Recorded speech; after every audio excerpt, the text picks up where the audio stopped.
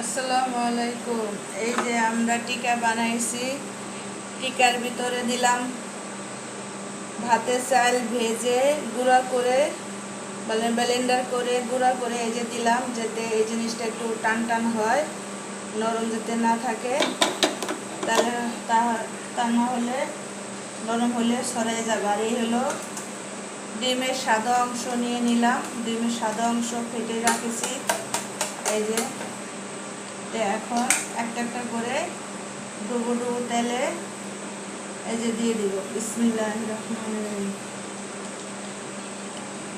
যে গরম পড়ছে, এই গরমের ভিতরে কোনো কিছুই ভালো লাগে না পানি ছাড়া। মনে চায় সারাদিন শুধু ঠান্ডা পানি খাই, কিন্তু অতিরিক্ত ঠান্ডাও খাওয়া যাবে না এই গরমের ভিতরে, তাই একটু রয়ে শুয়ে পানি খেতে হয়।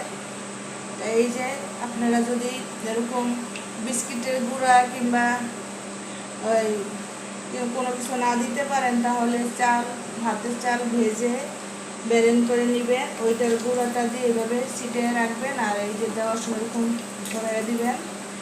আর এই যে ডিমের সাদা অংশটা ডুবে ডুবে দিবেন, এই ভালো হবে। এই যে দেখতে থাকুন, আমি নেক্সট ভিডিওতে বাকিটা দেখাবো। আসসালামু আলাইকুম। দূরের এবং কাছের আপু ভাইয়ারা যে যেখান থেকে দেখছেন, এটা হলো আমার আজকের বিকালের রেসিপি। এটা হলো টিকা বানাইছি আমি, এই যে টিকা। হ্যাঁ, এটা হলো রাত্রের রেসিপি। কেমন হলো লাইক কমেন্ট শেয়ার দিয়ে পাশে থাকবেন এবং বেশি বেশি ফলো দিবেন।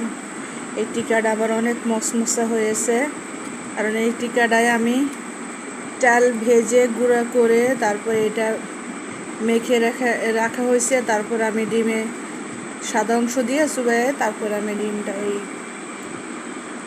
টিকাটা ভেজেছি। কেমন হলো লাইক কমেন্ট শেয়ার দিয়ে পাশে থাকবেন, ফলো দিবেন। আমার ভিডিও যদি ভালো লেগে থাকে ফলো দিবেন এবং